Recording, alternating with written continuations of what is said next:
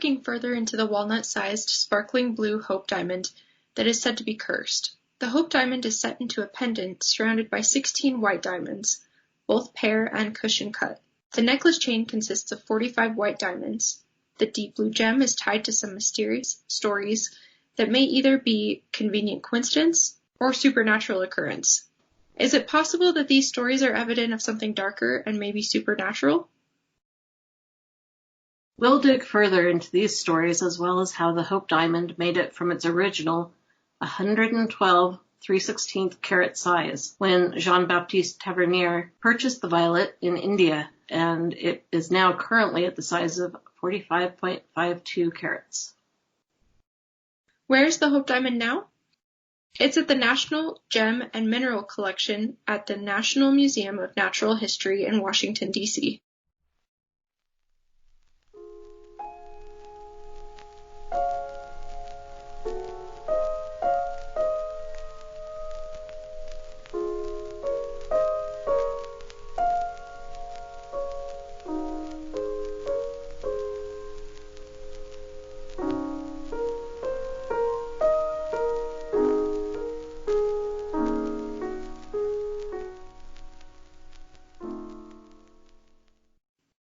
The eastern sky was red as coals in a forge, lighting up the flats along the river. Dew had wet the million needles of the chaparral, and when the rim of the sun edged over the horizon, the chaparral seemed to be spotted with diamonds. A bush in the little backyard was filled with the little rainbows as the sun touched the dew. Larry McMurdy in Lonesome Dove.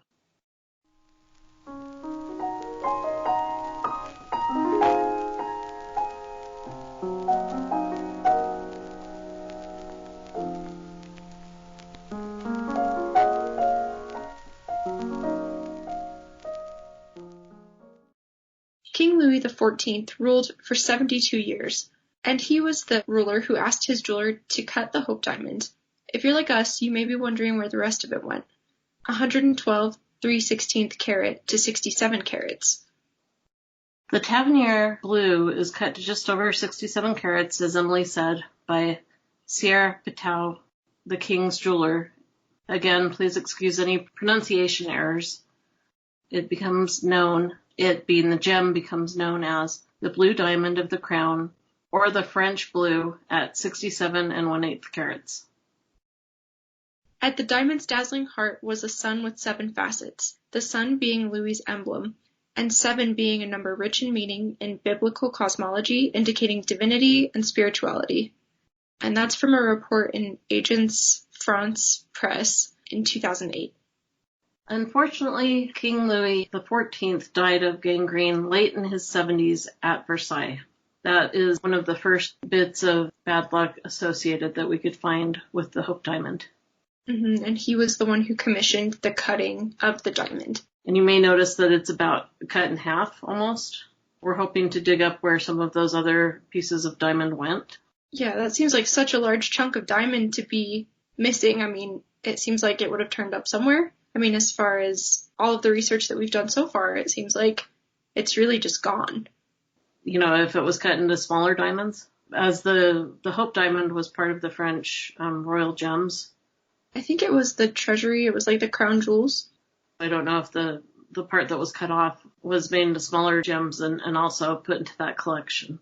So if you follow our Instagram feed, you saw the piece of jewelry set by André Jacquemin for King Louis XV, who reigned for 59 years and died from smallpox. This piece of jewelry was worn around his neck with a ribbon for ceremonial use for the Order of the Golden Fleece. Just a note on that, the Order of the Golden Fleece was a group of knights. Had something to do with chivalry, so it was more, like you said, ceremonial. So I guess that's why he could wear it on a ribbon and not worry about losing it. Okay. It's a lot of money around his neck. So yeah, that seems like not a super secure way to hold something that valuable. One thing we didn't mention was that the red Côte de Bragan, the spinal gemstone, the gem that looks like it was poured and molded cinnamon hard candy.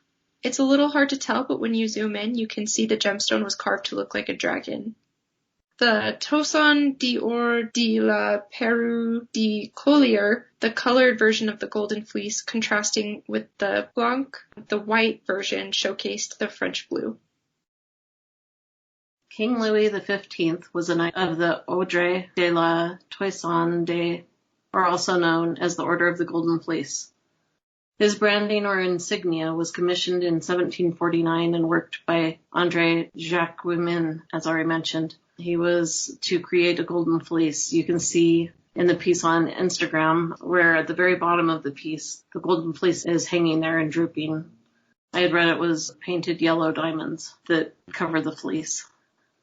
We love the story of the Hope Diamond with the really bad luck of the next king, King Louis XVI and Marie Antoinette after being imprisoned in 1792.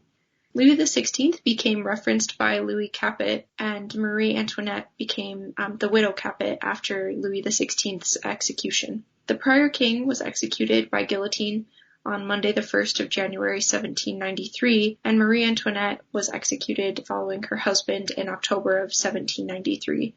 And the French blue fell into the hands of thieves after their executions.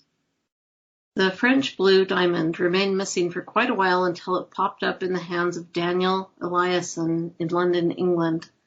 Before that, it was possible that King George IV had bought it kind of under the table, I guess. It wasn't really advertised that he had it. Yeah, it sounded a little slimy from what you were telling me, like just a little under the table.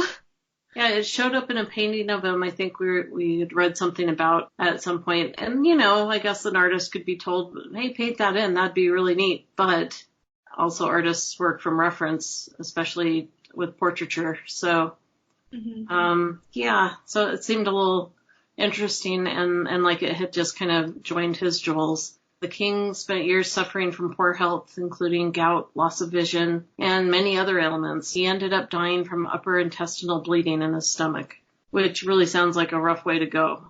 It did not sound good. When I was researching this, it sounded like he knew the end was coming after he passed some bloody stool, and he called everyone in and was like, "This is the end." Wow. Yeah. Okay. Yeah. So the Hope Diamond was sold after he died to help pay off debts he had amassed. So one of the king's senior aides wrote in his diary about George IV that a more contemptible, cowardly, selfish, unfeeling dog does not exist. There have been good and wise kings, but not many of them, and this I believe to be one of the worst. It seems to be a similar situation to public regard about Marie Antoinette and Louis XVI. As of Wixon Jewelers in Minneapolis, Minnesota, the following are a list of popular diamond shapes: round, princess, cushion, marquise, emerald, radiant, pear, oval, and asher. We'll make sure to link their guide in the show notes. Okay, yeah, that's cool. And then you guys can see, and they have drawings of them, so you can see what they actually look like and the cuts are. The pear is used in the setting of the Hope Diamond. You can see it, there's a cushion and a pear, and they surround the gem of the Hope Diamond. And the images are referenced on the Instagram account, as well as we have a blog post where you can go and see the necklace for yourself and see what it looks like. We're going to touch on the history of popular cuts just quickly, I think. Over the years, the most popular cut for diamond engagement rings has always been the round brilliant, which consists of 58 facets that divide the stone into a top and bottom half. Runners-up to this popularity include the princess cut, the emerald cut, and the oval cut, with the cushion cut quickly gaining popularity as a recent trend. The cushion cut is most likely the rings that you've been seeing on Instagram. If you've been scrolling through the celebrity engagement photos, they seem to really be favoring the cushion cut. But that's from the Encyclopedia of Superstitions by Christina Pohl. According to gemstone lore, the diamond, emerald, garnet, hyacinth, opal, and topaz are all traditional fidelity emblems, but any precious stone shares the general symbolism of permanence that attaches to stone itself. And that came from 1001 Symbols, an illustrated guide to imagery and its meaning by Jack Tressitter.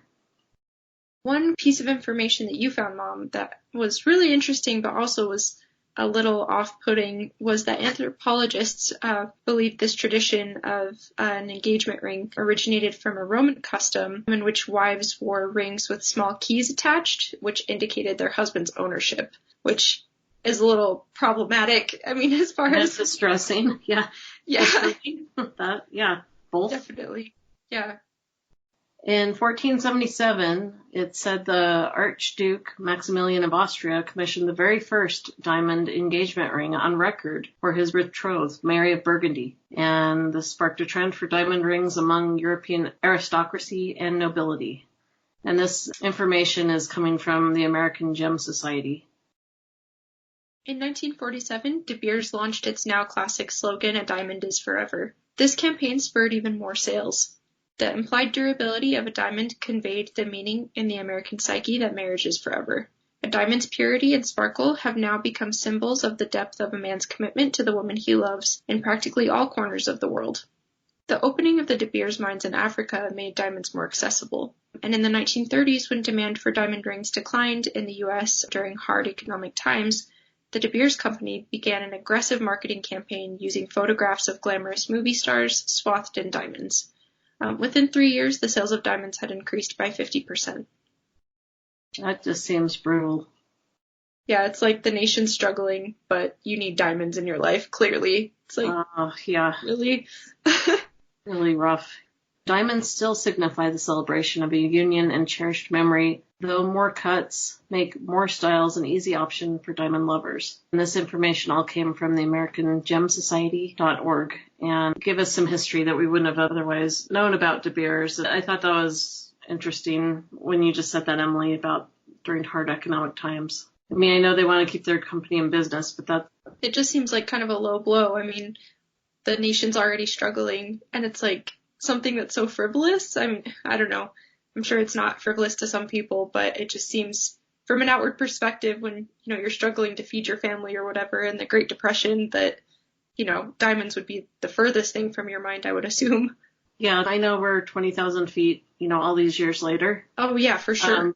But still, I mean, the things going on back then would have been pretty rough. Mm-hmm. Term wars and different things going on. And okay, so enough of that. I guess we've got the story of Alexander the Great and the Valley of Diamonds and Jewels, which came from the ascension of propitious stars and sources of sovereign in Turkish. It was illuminated by a valley jan for Aisha Sultan, 1604, the daughter of Sultan Murad III.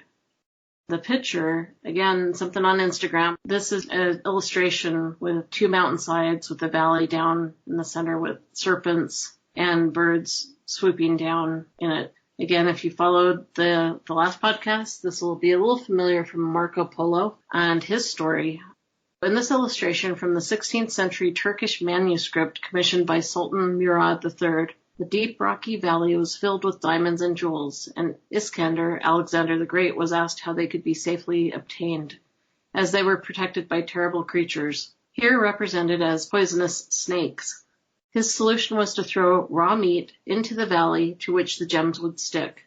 The birds would then swoop down into the valley, carry off the gem-laden meat in their talons, and take it to the top, planning to eat the meat there. The birds would then be scared away, and the gems separated from the meat.